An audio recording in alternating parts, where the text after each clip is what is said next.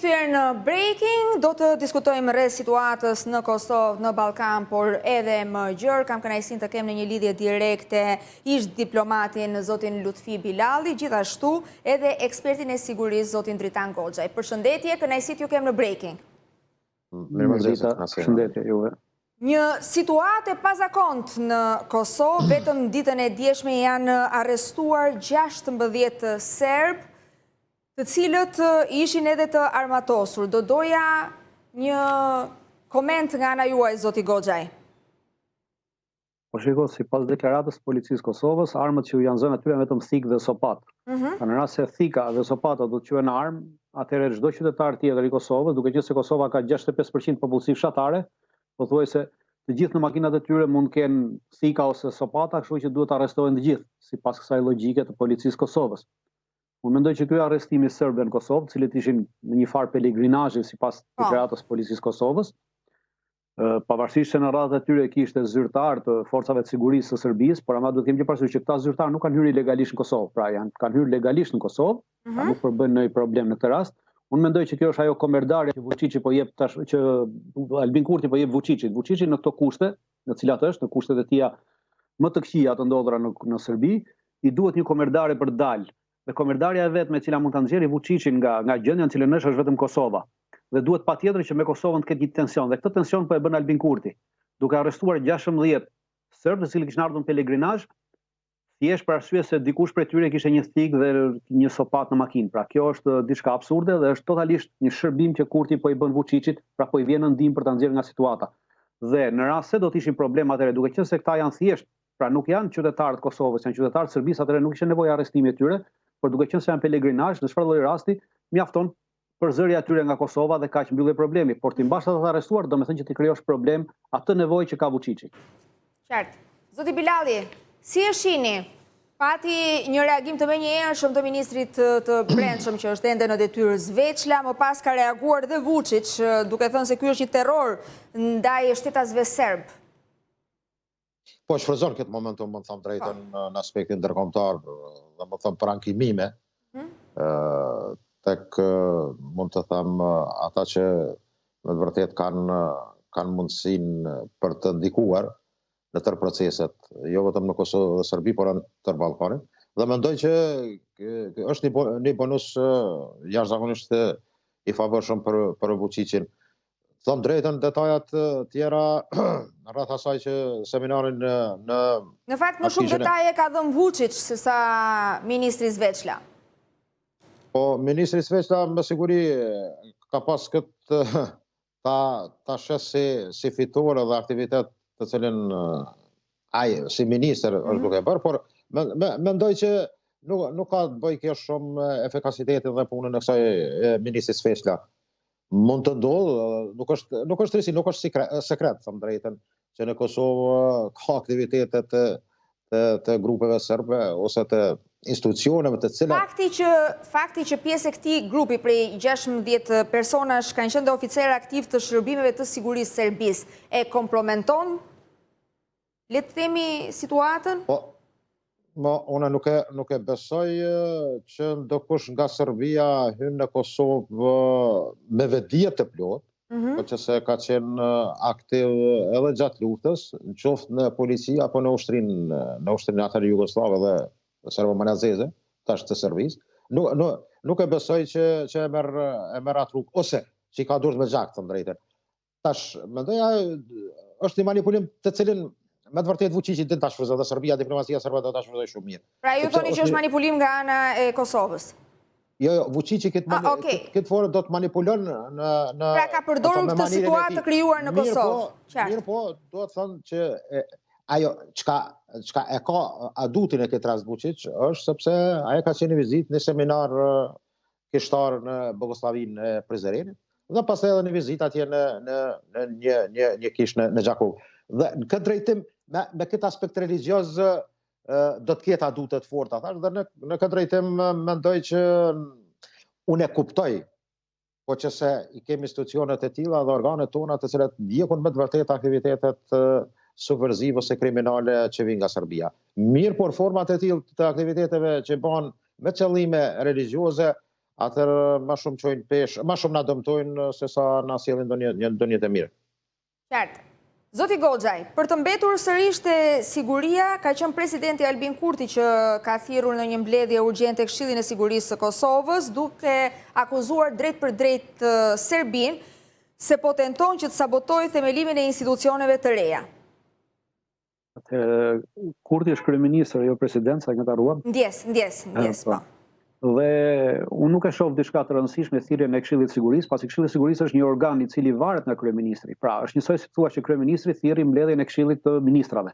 Pra, ajo është një nga detyrat e kryeministrit. Ky organ është një organ këshillues, pra nuk është organ vendimmarrës, i cili ka fuqi në çështje të vendimmarrjes së Kosovës, thjesht organ këshillues për kryeministrin. Dhe këtë kryeministri po e bën si show për të përgatitur, pra, duke qenë se është i pamundur nga ana politike për të organizuar qeverinë, pra për të marrë drejtimin e qeverisë për shkak se i mungojnë numrat, edhe është duke lozur me numrat, ai po do ta shesi edhe këtë që edhe në mosbërjen e qeverisë Kosovës, pra ata që pengojnë Albin Kurtin janë në shërbim të Serbisë dhe kjo është goditje për opozitën, sepse edhe opozita po mundohet që ta bllokojë Albin Kurtin që të mos ta bëjë qeverinë, ndërkohë që ta bëjnë vetë. Dhe edhe opozita është duke i ofruar atyre partive të pakicave ofertat e tyre në mënyrë që ata mos pranojnë ofertat e kryeministrit Kurti. Dhe Kurti i ka futur gjithë i thes duke thënë që këtu është Serbia ajo që po pengon mosbërjen e qeverisë Kosovë. Do me thënë që çdo kush që është kundër Kurtit është në shërbim të Serbisë. Pra kjo është logjika e Kurtit, për cilën po e përdor, por nuk ka pasur mundësi tjetër si ta shpreh këtë dhe ka thirrur një organ i cili varet nga ana e tij. Pra nuk e shoh diçka të them thjesht përdorim politik i Kurtit i organeve politike për qëllime të tija politike të pastra. Dhe me këtë rast po luan me kartën e nacionalizmit. Absolutisht po. Zoti Bilali? Jo, mendoj se është një kontrast jashtëzakonisht i madh. Kurti javën e kaluar ka takuar përfaqësues të deputet të zgjedhur të jo shumicës serbe. Dhe ndërta ka qenë edhe një person i partisë së Goranëve, Adem Hoxha, i cili është në koalicion zyrtarisht me listën serbska. Dhe me këtë listë, prandaj takimet e tilla, po që se ka pas informacion Kurti, unë besoj o dash të ketë informacion, Adem Hoxha, lista serbska, përfaqësuesi i Goranëve, është në ndikim dhe influencë të Serbisë, atër nuk ka pas kuptim të takohet në javën e kaluar. Po ashtu me përfaqësues, fjalën e ka pas ekskluziv për deputet të pakicave jo serbe, që zgjedhën në parlament, ku do thotë hyn Turq, Bosnjak, Ashkali, Rom, dhe kështu mund të them realisht thuja të gjithë përfaqësuesit e tyre. Esenca qëndron këtu, me duket që Kurti po tenton edhe të shes atë flamurin bajrakun e nacionalizmit, por edhe mund të them në farë mënyre të shantazhoj përfaqësues ata që kanë hezitim nga pakica jo serbe. Dhe mendoj që në këtë drejtim kërkesat e tyre janë rritur, sepse din që pa 10 numrat e është e pamundur të krijojë qeverinë. Po, është e pamundur, do thotë shkon, bile është e pamundur edhe pa fatmelimin ose ajta që kontrabandim doni deputeti. Por sidoqoftë, Kurti këtë thënie është shumë serioze kjo. Po qëse, unë mund të them drejtën që ai duhet të ketë fakte nga AKI-ja, nga organet e hetuesisë së policisë, të inteligjencës së policisë për brenda, pastaj mund të them të inteligjencës në bashkëpunim edhe të KFOR-it, por edhe të vendeve mike, po që se ka kësi implikimi. Por Kurti me siguri në këtë rast ka dashur që mos zotësinë vet për të arritur koalicionin, për t'i bërë numrat, ta shtopin ka hedhur dikon tjetër. Dhe de facto mund të them drejtëm, nuk është ndaj farë sekreti, mund të them që në institucionet e Kosovës, qoftë në parlament, qoftë në qeveri, mund të them edhe në të kaluarën edhe sot, ka pas individ dhe element që kanë punuar për armikun tonë verior dhe besoj që kjo është, ose kanë filtruar, dhe kjo është dilema e madhe të cilën institucionet përkatëse ose ata që kanë për obligim, sidomos AKI-ja të sqarojnë në këtë drejtim. Dhe me thënë të drejtën, të paktën kohët e fundit vije të re edhe një përplasje të jetë e lexueshme edhe në platformat sociale mes presidentes Osmani dhe kryeministrit ende në detyrë Albin Kurti. Si e shihni ju këtë situatë, zoti Goxhaj?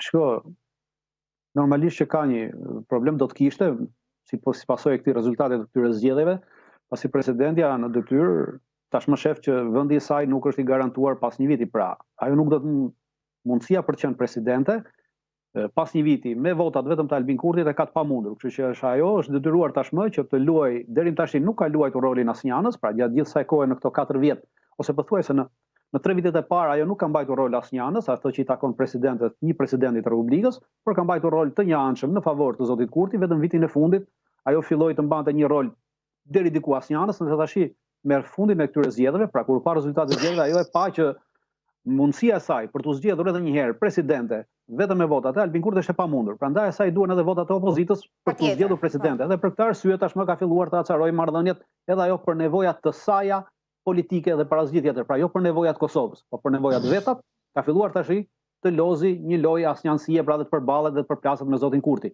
Nuk ka çështje parimore në përplasjet e tyre, është thjesht për interes personal. A vjen kjo edhe si pasojë e faktit që është krijuar një perceptim në Kosovë se Osmani është e preferuara e amerikanëve? Nuk besoj që ekziston. Gjithë këto janë pallavra që janë hapur gjatë gjithë kohës, siç hapi më përpara në Shqipëri. Në Shqipëri kemi pasur një shprehje të tillë që gjithnjë thoshin që këta i zgjedhin amerikanët, këta i duan amerikanët, ata i duan amerikanët. Kjo është ajo që hapin politikanët vetë për të bërë të mundësh që njerëzit të thonë të heqin dorë nga gjithçka, të heqin dorë nga aktiviteti politik, nga angazhimi politik i njerëzve, dhe të mendojnë këta janë të amerikanëve dhe s'kemi çfarë bëjmë. Unë nuk mendoj që është një gjë e tillë. Amerikanët janë totalisht pragmatistë në këtë aspekt, ata përkrajnë atë çfarë zgjedh populli. Dhe këta për të dirigjuar zgjedhjen e popullit, hapin këto llafe që këta janë të amerikanëve, ata janë të gjermanëve, këta janë të rusëve, këta janë të kinezëve, këta janë drejqit e të birit. Ndërkohë që këta janë vetëm të vetës së tyre, nuk janë të askujt. Për sa kohë nuk mbrojnë dhe nuk punojnë për interesat të Kosovës, nuk janë as të amerikanëve, as drejqit, as të birit. Janë thjesht interesit të tyre. Prandaj them që kjo është një thashë semnaj e hapur qëllimisht për të bindur njerëzit në mënyrë që ata të mos kenë nesër angazhim dhe të lënë në këto votime të shkojnë vetëm patronazhistët e partive. Zoti Bilali, ju si e shihni këtë përplasje? Po sigurisht, ka drejtani. Kam drejtën majtist, djahtist, qendrës të shqiptar. Janë në unison, kanë një orientim të njëjtë. Mund të jetë ide vetë të formuar, mund të kemë që mund të udhëheqë ndoshta edhe qeveri, që ka formimin e vetë, mund të them, në konceptin dhe ideologjinë e një të majtë ekstrem, ose ai ta quaj literaturës marksiste, dhe të ketë një qëndrim, mund të them, anti-imperialist, si që kemi mësuar të këtë fjaluar të dëgjojmë në sistemin e kaluar, por mendoj që në unison partitë politike shqiptare janë pro-amerikan, nuk ka dilemë, individ mund të kemë. Besoj, tarifa ka qenë njëra ndër pikat të cilat mendoj që Vjosa Osmani në momentin e caktuar ka dësht ta shes këtë ide të saj për afrim ose të ketë një zonë të tillë që në Amerikë të thuhet që janë një shtet i tillë neve nuk e pranoj në jek taksat e tyre doganore, dhe do thotë ka qenë një lloj momentum dhe instrumenti për të përfituar ndoshta në aspektin ose për të shkuar deri te zëri i shtëpisë së Bardhë ose Trumpit. Mendoj që mund të them që edhe ka pas drejt të jeket ajo tarifë që ka kuar miku 10%, por mendoj që në parim Osmani e di që vitin e kaluar, vitin e ardhshëm do të sfidohet për mandatin e radhës, dhe sigurisht ajo mendon që në këtë konstelacion e ka vështirë të jetë kandidat edhe të fitojë edhe një mandat të dytë. Në këtë drejtim, besoj, unë them partitë politike... Është interes personal, siç thotë zoti Goxhaj. Absolut, nuk kam bëj luftë ose në parim për shtetin, por për pushtetin. Dhe kjo është fatkeqësia jonë edhe në Shqipëri dhe në Kosovë. Dhe për të kaluar pak në Serbi, por edhe në situatën në tërësi në Ballkan, prej 5 muajsh zgjasin protestat në Serbi dhe duket se edhe studentët tashmë janë të lodhur. Është premtuar, le të themi, ka qenë i gatshëm Vučić për zgjedhje të parakohshme, nga ana tjetër ka dhënë dorëheqje në kryeministri, por me sa duket ka ardhur një moment që protestat nuk e kanë më atë forcën që kishin më parë. Duket se nuk po ja dalin ta rrëzojnë Vučić. Ndërkohë situata kaotike është në Bosnjë Hercegovinë, gjithashtu edhe në Maqedoninë e Veriut. Ka një dorë, le të themi, që po e trazon Ballkanin në këtë periudhë. Zoti Goxhaj. Jo, unë nuk besoj që ka një dorë që po trozon Ballkanin në këtë periudhë, unë besoj që janë interesat politike të vendeve të caktuar, pra të këtyre individëve të caktuar, që tha edhe kolegu i nderuar, të cilët kërkojnë të mbajnë pushtetin me çdo kusht. Dhe ata bëjnë ndërhyrjet e tyre në të gjitha këto. Fakti që 5 muaj protestat në Serbi nuk e kanë rrëzuar Vučićin, i cili më në fund po i ofron atyre edhe të shkarkojnë pra zgjedhjet parakohshme, sepse normalisht edhe në rast se do të jepte Vučići dorëheqjen, pra sërish do të shkojmë në zgjedhjet parakohshme. Patjetër. Pra ajo çfarë i ofron, po ofron atë maksimale, dhe duke ditur që në zgjedhjet parakohshme tashmë ata që kanë bërë protestat në Serbi nuk kanë kapacitetet të këto sepse nuk kanë formuar as parti politike, nuk kanë formuar as një grupacion politik të veçantë që të mund që të rrezikojnë pushtetin e Vučićit. Prandaj Vučići po i ofron këtë zgjedhje të cilën ju bën atyre protestat të pavlefshme në një moment caktuar. Sepse ndjen sigurinë. Absolutisht. Dhe po kërkon të heqë vëmendje. Prandaj thash dhe kthehemi sërish te fillimi që Kosova nuk duhet të përzihej fare në këtë problem. Dhe Kosova duhet të ishte treguar shumë e kujdesshme dhe nuk duhet të jepte asnjë kombërdare Vučićit. Tashmë Vučić duke parë që protestat kanë mbritur në fundin e tyre, në limitin e tyre të rezistencës, tashmë Albin Kurti hedh këtë kombërdare të arrestimit të këtyre serbëve në Kosovë dhe Vučići do e përdori këtë edhe për të shuar totalisht protestat. Dhe mos çuditni që Vučićit kërkoi një protestë në këto ditë të ardhshme në Serbi për të protestuar ndaj ndalimit të 16 shtetasve serbë, sepse ai quan pelegrin. Pra duhet themi në fjalorin e Vučićit ata u quajtën pelegrin, sepse kanë ardhur për pelegrinazh. Dhe është ajo që thotë zoti Bilali që në anën fetare ata do ta përdorin në mënyrën maksimale. Dhe prandaj them që kjo është një kombërdare që po bëhet. Unë nuk mendoj që ka dikush që po trazon Ballkanin për arsye se duke parë që amerikanët kanë probleme të mëdha atyre dhe nuk po arrin të mbyllin dot edhe në lindjen e mesme ndaj, nuk kanë interes askush dhe as evropianët nuk kanë interes që të trazojnë Ballkanit. Ballkani atyre ju duhet në këtë status quo. Gjithsesi, a mund të jetë interesi Rusisë? Unë nuk mendoj që është interesi Rusisë, sepse nuk ka nevojë as Rusia nuk ka interes as Rusia të trazojë Ballkanin, sepse çdo trazim i Ballkanit do të thoshte cënim i Serbisë. Dhe nuk ka aktualisht interes Rusia që ta cënojë Serbinë, sepse në trazimin e Ballkanit në këto kushte që është, Rusia nuk mund t'i vinë në ndihmë Serbisë, kështu që Serbia ishte ajo që do të sonte humbje më të madhe. Unë do jam më i lumturi në rast se Serbia do të shkonim në një konfrontim me Serbinë, për arsye se në këtë mënyrë Serbia do të humbiste edhe atë territor që ka, pra do të arrini të merrim edhe Preshevën e Bujanovsin, për arsye se Rusia nuk mundet t'i vi fare në ndihmë, sepse Serbia është e rrethuar nga vendet NATO-s.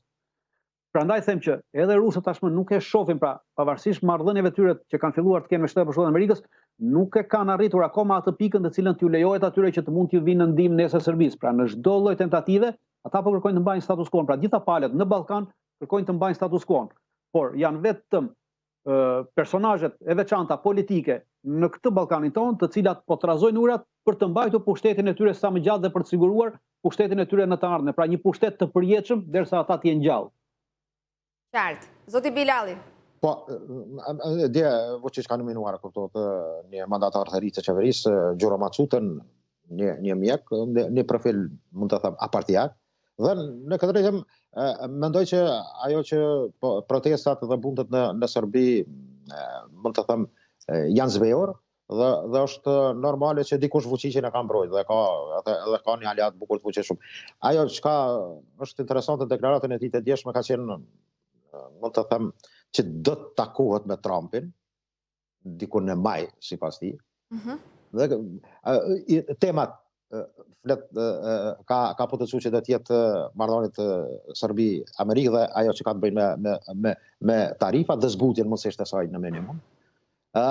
Por komplet situata në Ballkan do të ka një linje Budapest-Banja Luka-Beograd. Dhe tash mund të them edhe ajo vizita e cila e Netanyahu në Budapest tregon që ky trekanshi i tillë që lidh, do thotë, gjeopolitikën e Ballkan është jashtëzakonisht interesant dhe mendoj edhe vetë ardhja e Dodikut, kthimit nga Moska dhe mos ekzekutimi fletarësit e tij, meqense Interpoli ka kërkuar Serbia dhe ata nuk e kanë fulur në listën e kuqe. Por ardhja e tij në Banja Luka, edhe pse do thotë është i kërkuar nga qendra, nga Sarajeva ose nga SIPI Sarajevas, një agjencion për i policisë që merret me këtë problematik, mendoj që tëra kjo tregon që Serbia, mund të them, ka arritur të ketë një bosh të tillë të krijuar me sensin qoftë diplomatik, qoftë edhe, mund të them, të sigurisë.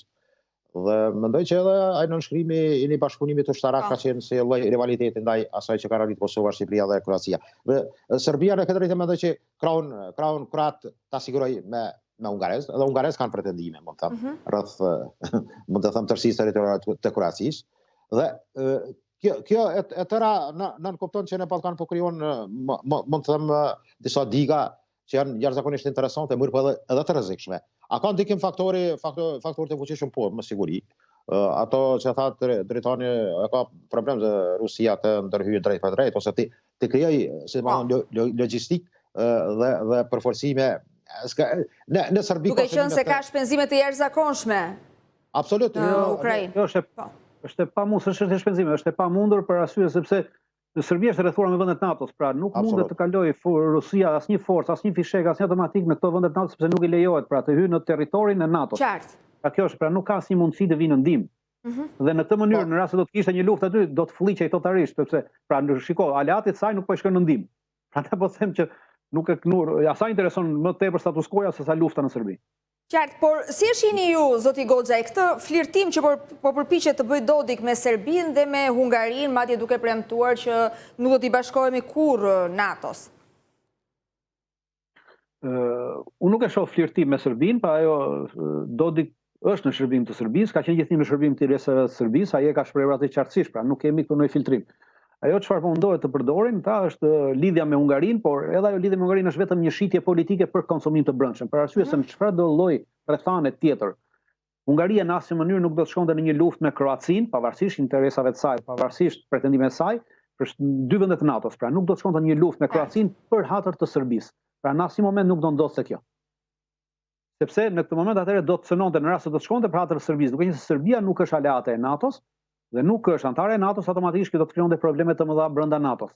Dhe nuk do ta lejonin amerikanët në asnjë moment një luftë të tillë për një vend i cili nuk është anëtar i NATO-s. Prandaj them që çdo lloj aleance që janë duke bërë tashmë serbët e kanë për konsumim të brendshëm dhe në atë që tha zoti Bilali, pra për shkak se patëm një aleancë ushtarake për marrëdhënie ushtarake, pra midis Serbisë, midis Kosovës, Kroacisë dhe Shqipërisë, edhe serbët tashmë u ngutën për të bërë gjëja për të paraqitur një aleancë tjetër, shikon neve, këta bëjnë aleancë, unë ne bëjmë aleancë këtu. Por aleanca atyre nuk do të thotë që Hungaria nesër do të rreshtohet me armë përkrah Serbisë. Nuk do ta bëjë në asnjë moment. Dhe nuk e ka bërë as në të kashkuar dhe nuk do ta bëjë as në të ardhmen. Siç e tha zoti Bilali, duket se Vučić po përdor çdo kartë të mundshme, duke deklaruar se në maj mund të takojë Trump, siç deklaroi zoti Bilali, por nga ana tjetër po luan fort edhe me deklaratën që lëshoi Donald Trump Jr. disa ditë më parë, duke thënë se Beogradi u bombardua në 99-ën për të eklipsuar skandalin Bill Clinton me Monica Lewinsky. Ka një lidhje, po gatuhet vërtet diçka? Po, nuk besoj, më fal, vazhdoni zoti Bilali, më fal. Po. Jo, vazhdo. Pa problem, jeni të lirë, jeni të lirë. Mendoj para kësaj tham, Bosnia është pak e komplikuar, ka, mund të tham, tre popujt duhet arrit me konsenzus edhe kuptohet edhe përbërja kështu e kryesisë, unë fali, e qeverisë e Bosnjës dhe Hercegovinës, ose mund të them ajo antartë e presidencës, nuk mund të arrihet përqyeshmëri për NATO, sepse do të jetë një konsenzus i përgjithshëm. Dhe mendoj në këtë rrugë Sërbska do të jetë blokuese, Republika Srpske entiteti serb. Serbia ka partneritet për paqe, 2008-2010, do të thotë që dhe Tadiçit ka krijuar, ka me NATO-n. Mirë po ka treguar neutralitet në këtë drejtim, që nuk është interesuar të shkojë në Aleancën Veriatlantike.